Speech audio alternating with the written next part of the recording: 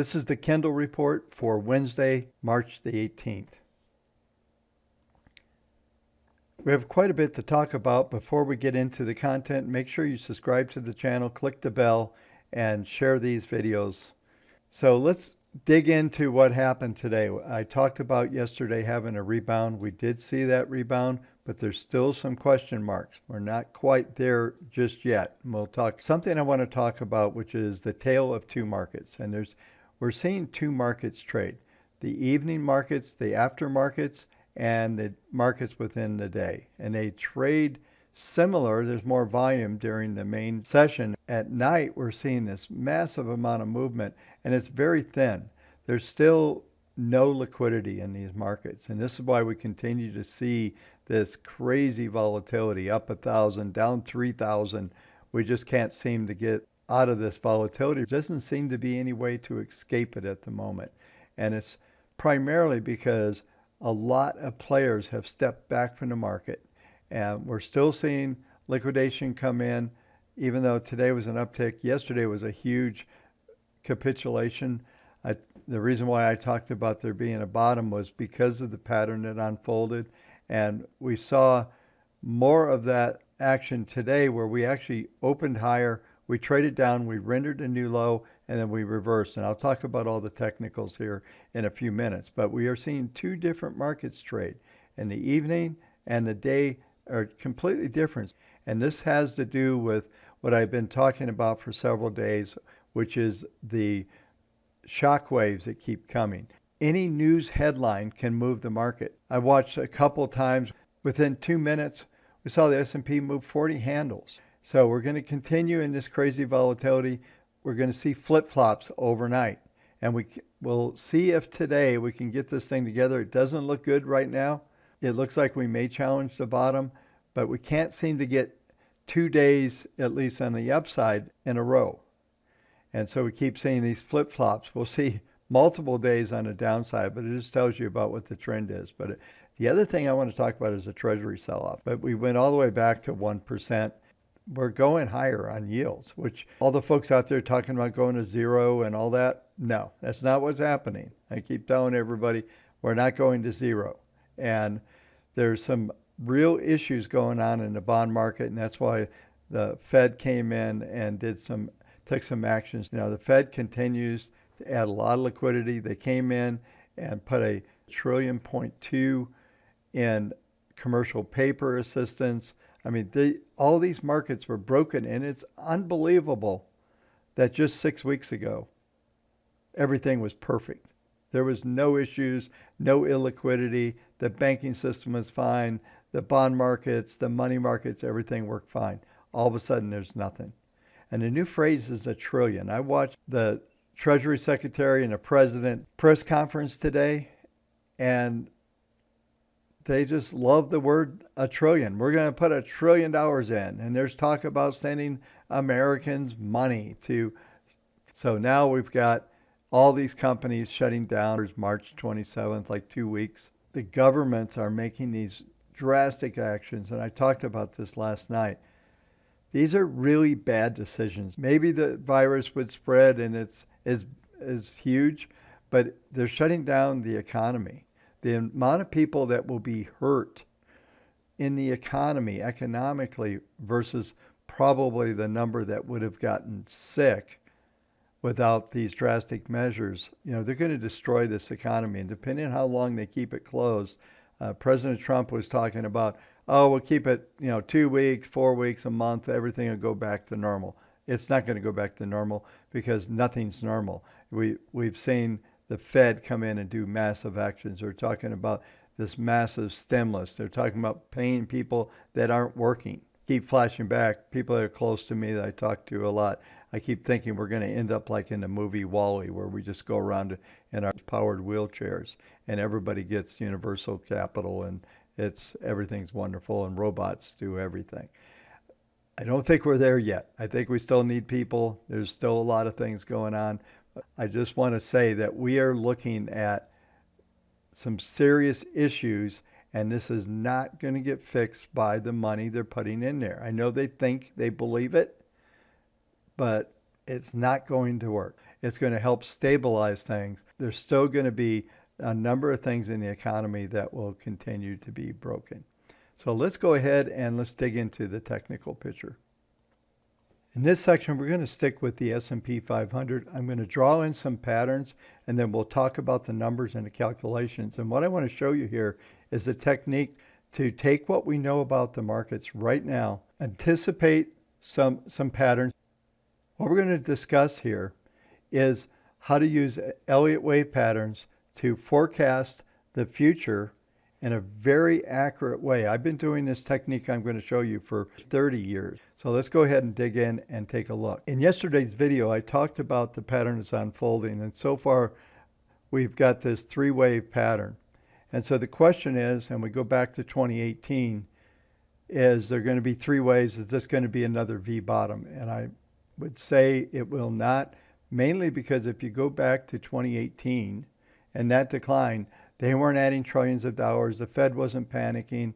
In fact, pretty much the opposite was going on. So in this case, everything that the Feds are doing, including the administration and putting all these stimulus plans out, is just telling people how bad things really are. There's no way they're going to be able to say, okay, we fixed it. Remember this. Go back to 2008. When Lehman failed, they did TARP, they did all of these programs, and the market action between October and March, April of 2009, so October 08 to 09, was a disaster. It was like the midpoint where they did TARP. So these programs don't fix the economy when they get broken to that level. And I've talked about this before. In a past situation, it was related to the banks and financial. Well, they've made this a financial crisis by shutting down revenues in the economy. An economy doesn't work by giving people money. Let's say they put all this money out there. What good is it if you can't leave your house and they're telling you to not do anything? It's going to take longer. The longer that it stays down, I'm kind of beating this horse pretty good because I talked about this last night, but the longer the market stays down, the longer this pattern will go and the lower the market will go. And I absolutely believe that we are into a phase of the market. This is the first leg of a much larger pattern. And ultimately, we're looking at 2, 3, maybe as many as 5 years before this thing resolves itself. I think this is seriously damaging. I hope I'm wrong. The nice thing is we're going to follow the patterns as we go through. If there's a reason to change our mind, that'll happen. Those of you who've been around my work for a long time know I'm data driven. Right now, everything is in a non-trending mode. So we are in cash, and that's how we'll stay for a bit. So let's unpack this pattern. I talked about this last night where we had this downward pattern was 538 points. This is 3130. And a projection were two levels. There's some Fibonacci ratios that are important to understand. And the first leg was 538. We rallied back to 3130. We hit right on the 10-period moving average, just a daily chart. And then we went down, and the 1.382 target was 2387. And our dip, it was there for about 2 minutes today. We went through that low and we went to 2367. It was almost a dead hit on the previous day, on Monday's low. So what we're going to see here is we saw a nice positive pattern. Like I said, unfortunately, we're down 3.2%. There's going to be a lot of work on the day session to get this market back in place, and we'll have to see how everything plays out. Even with the illiquidity, and the illiquidity is the spreads on the bid-ask, and it's very evident in the futures, and you'll see it in other markets where I've seen the Dow Jones move 40 points in a click. So what we're going to anticipate, and I started talking about this last night, is an ABC pattern. First leg down that 538, and the rebound was what we call a simple correction, just simple ABC. You can't even hardly count it. You got to go into an hourly chart to actually get the count. I'm not going to do that. There's a rule in Elliott that says if the first correction is simple, the next one will be complex. So let's draw that in. I'll show you what I'm talking about. I talked about this last night. The moving averages are going to start to move down into this pattern like this, and we should start to see pattern set up, and you'll get an A, B, C pattern. And typically what will happen is it would literally go to the next level down. And what we're trying to figure out here is, will there be 5 legs down in this market? And if there is, the targets are pretty simple to figure out. I'll talk about that in a minute. I don't think we're going to get this big leg down first. I think what we'll see is what's called a double zigzag, and you'll get it like this, and then it will go down. That's if the market can stabilize. That's if these actions that are being taken by the Fed and the administration, if market participants are willing to buy in to get a consolidation. There'll be a couple other things that we'll be able to tell, because what will happen is this downward momentum on these PPMs down here, they're just going to absolutely the downside will dissipate, and we'll start to see some bottoming patterns set up. For right now, they're still way down. We still have huge downward acceleration, so there is some risk. But this is the pattern.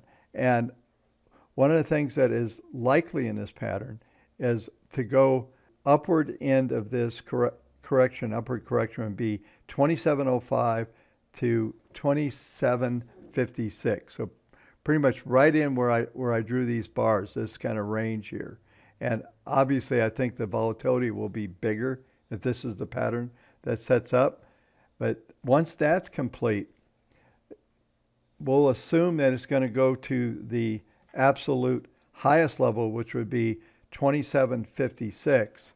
And then it would go down, and the rule is this, that this first leg here, 538 points,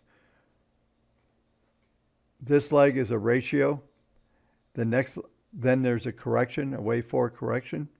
And one of the key things, if this is a 1, the market, this next rally cannot go above this low here. And if it does, it will negate the pattern. Then it tells us something else is going on.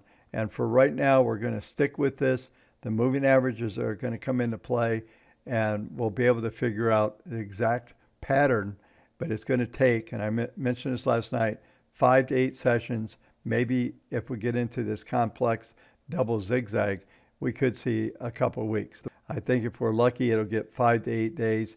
And then if that's the case, then that next leg, I'll draw this in again. You're going to get this double zigzag if we're lucky. And once it gets this double zigzag, then you're going to go down, and the target for the downside is 2111. And so this would also do something else. This would confirm a 5-wave down pattern. If this is the configuration, then that tells us there is something way bigger going on. We'll see a bigger correction. Chances are we won't get above whatever the highs are in this zigzag if this is what occurs. And we'll consolidate below that. And then there'll be another leg, would be roughly about 1,100 points lower than the top of whatever this next pattern is. But ultimately, this market could end up going somewhere between 1730 to 1680. So that's what we're looking at here. That could happen this year, actually. But there, as I've said many times, this market is far from being over. We're going to take a look at the treasuries. So looking at the 10-year, we're going to see that it traded back to 0.997, so right at 1%. There's resistance at 108 now, and then the next resistance is 1.34. The momentum has switched. You look at the PPMs down here below. They're huge. They're rocketing, and we're about to turn positive on these. And I'll show you on a weekly graph, and this is even more revealing because what we have working here is actually a weekly reversal pattern from last week, and we're getting a continuation. So we still have 3 more trading days, so we're not confirmed yet. But also, if you look here, the 1345 number comes, or 0.34 number comes back into play, which is the 10-week moving average. So everything points to much higher yields. I said this early in the opening comments. We're not going to zero. The Treasury's trying to save everything. There's dislocations of capital. And I believe what's happening is all of this money being spent, and I've said this before, is that there are questions coming in to the U.S. government actually being able to pay their bills. Say if they gave everybody in the country $1,000, 340 million people, that's $3.4 trillion they'd put out. So now they've between the administration, the Fed, we're looking at $8 trillion, okay? We're talking a budget that's just unfathomable. They're panicked. They're doing things that aren't going to end well, and it appears that market participants aren't buying into this. This will end the broadcast. Thanks for watching as always. I'll keep hammering on some of these key issues every night, so make sure you subscribe, click the bell, and share the video. Talk to you tomorrow night.